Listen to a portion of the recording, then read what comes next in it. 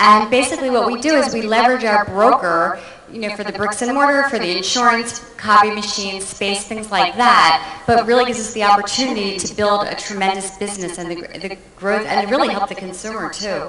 And when you hire people who have your same core values and shared vision, then the synergy is just unbelievable when that happens. Ben, what's your definition of a team? Well, I think real estate teams are really the future of real estate for a couple of reasons. One, I believe it's our fiduciary duty to consumers to provide the highest valuable possible when we are selling their most valuable asset. And that comes from us treating our sales like we're really a marketing and negotiation firm. Additionally, I think it's our fiduciary duty to the ones we care about the most. I mean, there's so many real estate agents that are successful in real estate, and they go home and their spouse is mad at them, their kids hate them, and their dog doesn't recognize them. With real estate teams, it gives us time and leverage to actually not work every night and not work every weekend and take a vacation without answering our phones. And Jen, what's your definition of a team? Is it a little bit different? Yeah, well, no. I mean, I agree with everything that they said, but I think for a lot of independent brokers or dependent brokerages such as ourselves, a team can be different things in terms of it could be a more formalized team like you do at Keller Williams, or you could have an agent within the firm that partners with another agent, so they're not really a team in reality, but it appears that way to the consumer. So, Sue, you believe teams are better for consumers. How can that be? Well, first of all, I don't know how solo agents do it today. We wear so many hats in this industry today, and so when you have a team of specialists where everybody is better in their role than you would be in that role, then you can provide this level of service that really is unbeatable. It's kind of like, and for the same amount of money. So the consumer gets a team of specialists instead of one generalist, and because nobody can be great at everything. So it just provides, at least in our case, if you have the right people, a better consumer experience, in my opinion. Now, Ben, how do teams benefit the agent? I think you kind of alluded to that just a moment ago. Could you elaborate on that, please? So many real estate agents say that, I don't want to go work on a team because the splits are too much, the compensation is too great. But I believe that poor people think about expenses and rich people think about income. And there's quite a few people in the audience here that I would work for a small percentage of your income today. And that's what I think the real estate team is giving. It's giving them net income, not gross income, not, hey, I make $300,000 or $400,000, but I spend it all on admin and marketing. It gives them a real net income. John Maxwell says that systems make the ordinary extraordinary. And in business, you have two types of extreme businesses. You have the NFL team, which revolves entirely on talent, which is what most of the real estate industry is. But the problem with relying on talent is that sometimes the quarterback gets hurt or things changes. That's why the same person doesn't win the Super Bowl over and over again, except for probably the Seahawks. and then you have the other extreme, which is systems. And the businesses that rely entirely on systems are really things like McDonald's. And McDonald's has taken high school students and made $1 billion company. And we need to find the middle where we're finding talented people, giving them systems so that they can have a real net income and a life worth living. Now, Jennifer, we're often inside of companies that say we don't want teams in our companies, and other ones like Keller Williams, of course, that embrace it. What's been your experience? How is a team better for our brokerage? You better embrace it, because with more teams that you're building, you have more synergy, which gives you more production, which in turn gives you more market share. So it's also retention. If you don't understand as a broker how to structure financially these teams, you're not an asset to the team itself to grow your business. Sue, I'd like to have you and Ben do kind of a deep dive and take a little bit of time with this. What is your structure for your team? And the number one question we get asked, I hear agents asking, how do I build a team and how do I compensate them? So could you share what you're doing inside of your respective companies? Okay, when we are hiring for our team, it's interesting. I mean, the first thing people ask is about the splits. And that's really the wrong question, because the right question, I will ask them, well, what do you want to make? And then let me help you get there. This is what you need to do to get there. And so on our team, I mean, my buyer agents, they're all making triple figure income and they're exceptional at what they do. I've got 4 buyer specialists. One of my buyer specialists is at the point where she's reached a ceiling, so we hired her a showing assistant who she pays $35 an hour to. So we're teaching her how to keep growing, and you always want to do that with your team members. You always want to offer growth opportunities to them, and that's how you're going to to keep the talented people. And then I've got an executive assistant, a transaction manager who has a construction background and is incredible. I've got an inside sales associate who calls around neighborhoods to find houses for our buyers before they hit the market since we've been low inventory.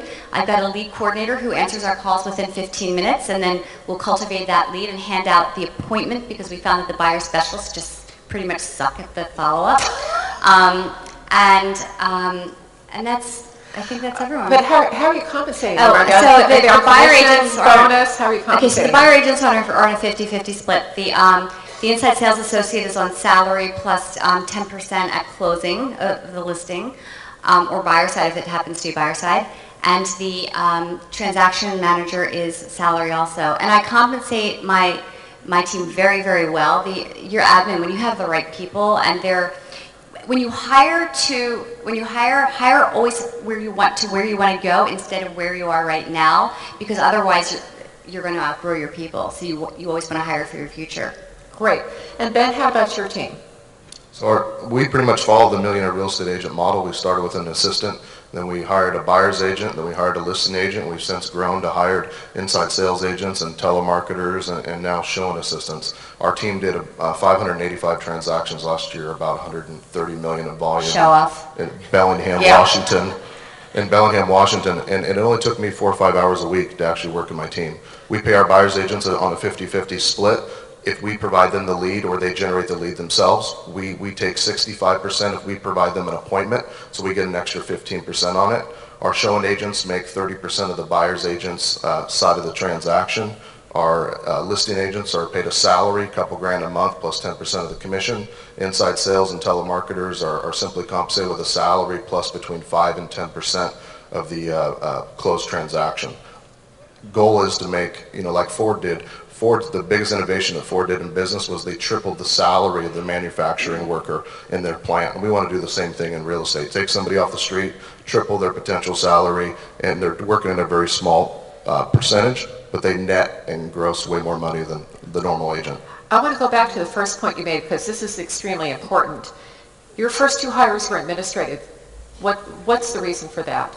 Well, it's a funny thing about real estate teams. A lot of the real estate industry says that I don't want to have a team because my customers only want to work with me or because service is so important to me. Service is just as important to me. This is why I've created so many systems and hired so many people. When I go into the doctor to get that shot in my rear, he's not the one that does it. Somebody else weighs me, somebody else sticks the thermometer in my mouth, and then he finally says, give him a shot. And I want to be paid like a doctor, so I need to act like it. So I got to have a team of people around me, and I started with an admin. And you have the right people when they don't ask for you. When you have those right people, they're happy with that person. But it's also, if you don't have an assistant, you are the assistant. So how are you leveraging yourself if you're doing shuffling paperwork? Jen, from the brokerage perspective, what are the questions that the brokers who have teams in their offices need to be asking? Well, I mean, come on. As brokers, we all know, number one, don't poach within your own firm. So if you're going to hire somebody on the team, go outside, recruit from somewhere else. Don't come get a 60-40 agent and then put them on and pay them under your 90% split. So we have to protect on that. But as a broker and a manager, you really have to understand how do you help your agent, your rainmaker, structurally, financially structure their team and compensate them. And so as a buyer's agent, you never go over like 50-50 split, that type of thing. So you're still protecting your company dollar on your commission structure split and go that way and help build it. Great. Now, Sue, your notion of partnerships has shifted because of your work at Here at Direct. How has that changed?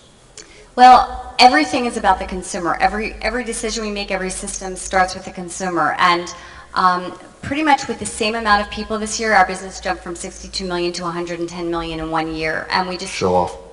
Shut up.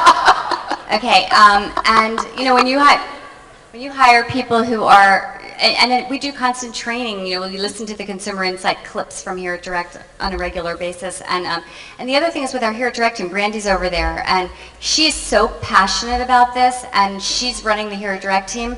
But what I found is my vendor relationships have changed. I used to be very vendor averse as an agent, and now I'm realizing, wow, these are our partners to help the consumer and make this experience better, and that's the major shift in me. Great. Ben, you believe teams are the future of real estate. Could you say more about that, please? I have 7 brokerages in Washington State, 7 locations.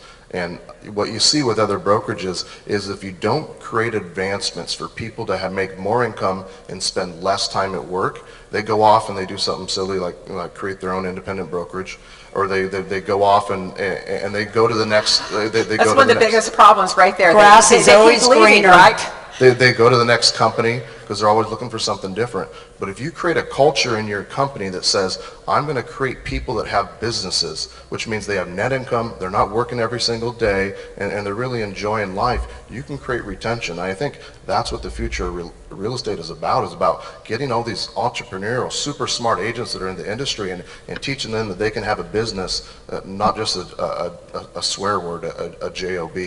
Could you differentiate between a job and a business for the audience? Well, I sell 1.5 homes a day, 7 days a week, while I'm here or on vacation. And I think that's the big difference, right? You don't have to be the person that's involved. It was humbling for me on my very first listing agent hire was when I stopped going on listing appointments, nobody cared that I didn't show up. They called to list with Ben, but when Nathan showed up, he still got the listing and came back. That was kind of a weird experience for me, but the consumers are getting the same level of service based on the systems that I created. Great. And Jen, for the brokers sitting in the audience, what recommendations do you have for them? Well, one thing that we all know on stage and we talk about frequently, if you don't understand personality tests when you're building a team, and when you said it surprised you that nobody cared when you showed up for the listing appointment, no, because we're all these high Ds. We got to be these drivers and we're the ones that are in charge, and if we don't get it done, nobody else will. That's not necessarily true if you build the right team, but know the different personality types as a broker to help your rainmaker choose and select those right people to be on their team so that they can go to the next level. We all know you hire that wrong one person, it slows you down months and months. So if the manager or the broker can be in a partnership with the rainmaker in order to make sure they do a personality assessment and make sure that all the right key players are on that team, you could take over the world. So what should the broker be looking for in terms of those key players? What kinds of characteristics make a good team leader for their office? Well, team leader, you got to have somebody that's a high D and an I, somebody that walks in the room. Okay, but you're speaking jargon. Tell our audience what that means. I'm sorry? Tell the audience what that means. D, driver. Hi, I wear black a lot. I drive a black Mercedes. I'm a head of a company. I don't need you to give me direction. I, influencer. I wear bright pinks, bright clothes, bright blue. I'm the superstar party when I walk in. I talk a lot. The talk a lot. Who's that? An S, somebody that's very steadfast. Volvos, muted colors. That's who you want as your admin person, your office administrator. And the C is the compliance person. So the profile of your top producer is high D and high I. Our time's up. Didn't they do a great job in 15 minutes? Thank you so much.